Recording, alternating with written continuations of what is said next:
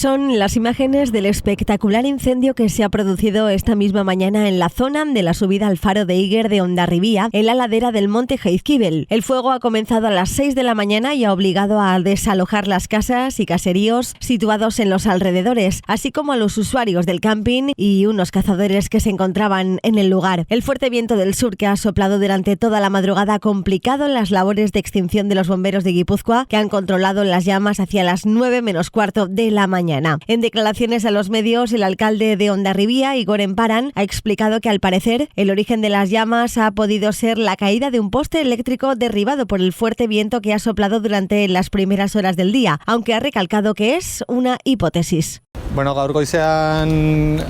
Hondarribin izandako suteari dagokionez, izan dut aukera mandu postuan izateko lehen ordutik, jakinarazi didate sutea piztu bezain pronto kudeatu behar izan dela pertsonen segurtasuna bermatzea lehenik eta behin. Horretarako eiza postuetarako zozketa zegoen eremuan piztu denez, han zeuden pertsonak modu seguruan atera dituzte eremutik, ondoren kanpineko eta inguruan zeuden zenbait etxe bizitzetako pertsonak ere atera behar izan dituzte beraien etxeetatik, eta aktuazioa jardun da lehenik eta behin segurtasun espazio horiek bermatzeaz, ondoren sutea neurri batean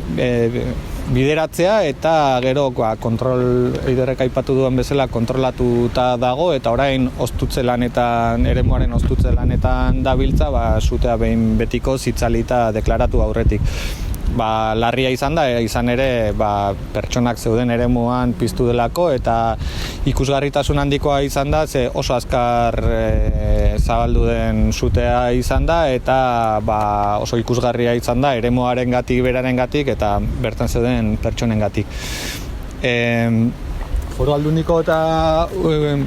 segurtasun alorreko 11 langile izan dira bertan, buru belarri lanean lehen ordutik, eta egin dute kriston esfortzua, sute hori kontrolatu ahal izateko lehenbailen, eta ordu honetarako sutea neurri batean kontrolatu izatea zuten du neurri batean egindako esfortzu horri, ez? Eta aipatu nahi nuke, edo goraipatu bereziki pertsona horiek egindako lanketa guztia, dotazio guztia jarri dira egoera honi aurre egiteko, eta behin egoera kontrolatuta berriro bueltatu dira, naiz eta badagoen mandu postu hori oraindik aktibo, bueltatu dira zenbait dotazio beraien eremuetara, beste eremuak ez segurtasunik gabe usteko, ez? Herritarrak ere bueltatu ahal izango dute goizean zehar beraien etxeetara, beraien guneetara, eta horrek ere adierazten du neurri batean egoera bideratu dela, naiz eta